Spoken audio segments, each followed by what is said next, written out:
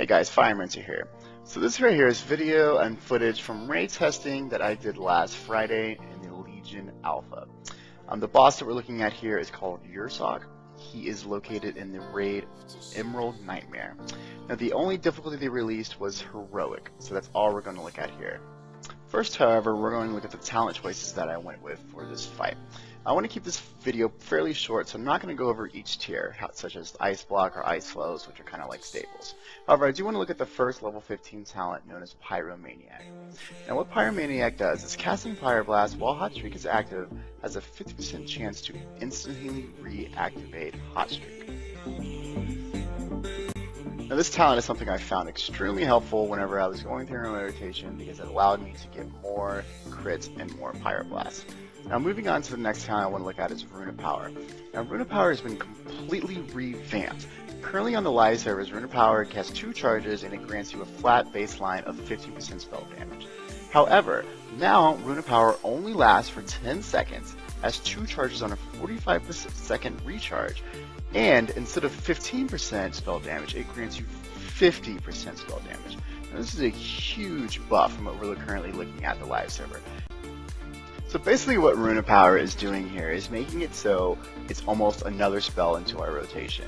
You will be dropping it every 45 seconds and increasing your spell damage by 50%. So moving on into the last talent that I just want to take a glance at is going to be Flame On, the level 60 talent. Basically Flame On is really simple. When activated, grants you 2 charges of Inferno Blast. So to optimize this, you would want to use it when you do not have any currently. Now let's talk the actual rotation here. I'm starting off on the DBM timer, counting down from 10. You're obviously going to want to pre-pot and then probably drop your Runa Power. In this video, I opened up with 2 fireballs to get my Pyro proc, in which then I popped Combustion. Now I'm not sure, like numbers here on Alpha are not scaled at all. This is a very rough guesstimate of mine of what the opener should be, but that is what I started with. Now let's talk about Combustion. Remember now, Combustion's been completely revamped from what it is on the live server. Combustion now engulfs yourself in flames, increasing your critical strike chance by 100% for 10 seconds. Now it's also really good to know that it also grants you your current critical strike. It grants you that, it turns it into mastery.